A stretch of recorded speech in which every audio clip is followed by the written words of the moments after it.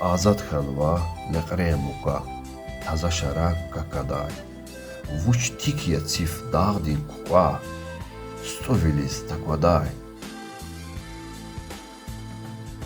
Чехихана шарак нақан, гужлухана лварни, мехталялер нaqdir qaқан, вуч аская дағлар ин.